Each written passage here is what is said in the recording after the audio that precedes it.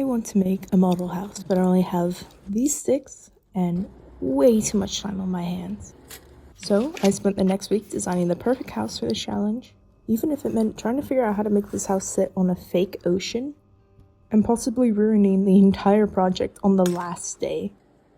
Okay, after some brief sketching and a practice house, I'm going to start cutting up these sticks with my Dremel tool. I make sure to sand off each side for a smooth look. These pieces will make up the walls of the house once I glue them together.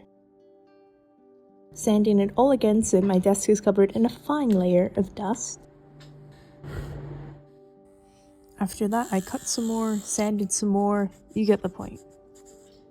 I'm skipping past it in a couple of seconds, but in actuality, it was so repetitive, it felt almost like 75% of the process was just clipping popsicle sticks. Finally, I get to the interesting part of adding details like this door entrance, a side room, holes for the windows, one more back room, and this piece of paper that totally doesn't cover up a hole I accidentally made. Okay, it's finally starting to look like a house. And it's time for my favorite part of the process, which is painting. Because I can just slap together a bunch of progressively brighter shades of blue until I'm sick of looking at it and call it dry brushing.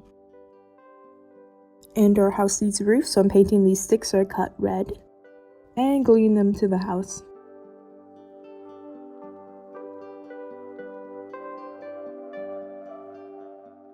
These planks also get the same dry brushing treatment, and ooh, okay, this is my favorite part. Oh, so satisfying. Unlike this next part, which is tediously placing in these tiny window frames.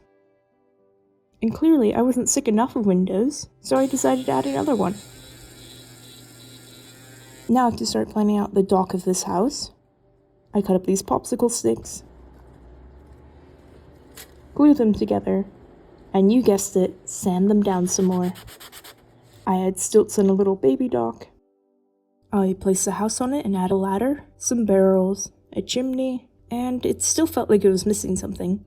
So I made this fishing pole rod crane thingy and added that as well. And now I'm coating everything in brown paint to give it a weathered look. And since randomly slapping paint on worked for the dry brushing, surely it'll work for this too. There's no footage of this next part because I was too busy running off to grab paper towels so I could wipe off all the paint before it dried.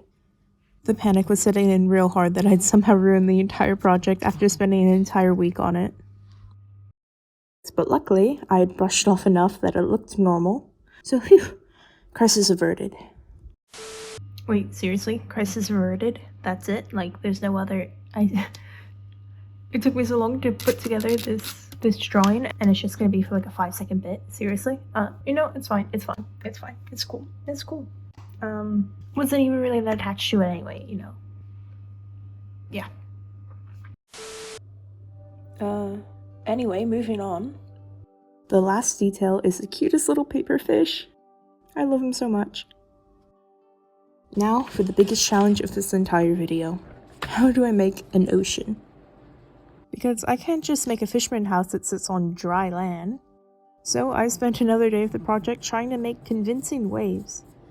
Could I watercolor a page? Okay, that didn't work. What if I just crumple up the piece of paper? Hey, that's working. I paint it blue off camera, and I dry brush on some white caps to make it look like actual moving waves. Who would have thought slapping paint at something does make it work in the end? I guess it's all for the ocean and the house. And wow, for once something I made actually came out better than I thought it would. It just all came together from the paint job, to the little fish, to the brown paint incident we won't mention, to finally the ocean. I am so happy with the results, and I have a feeling that this is going to start an unhealthy obsession with making model houses. Let me know if you want to see more of these videos, and if you have any ideas in the comments. See ya! Get it? Because it's a C and see ya? No? Okay. Never mind. Bye.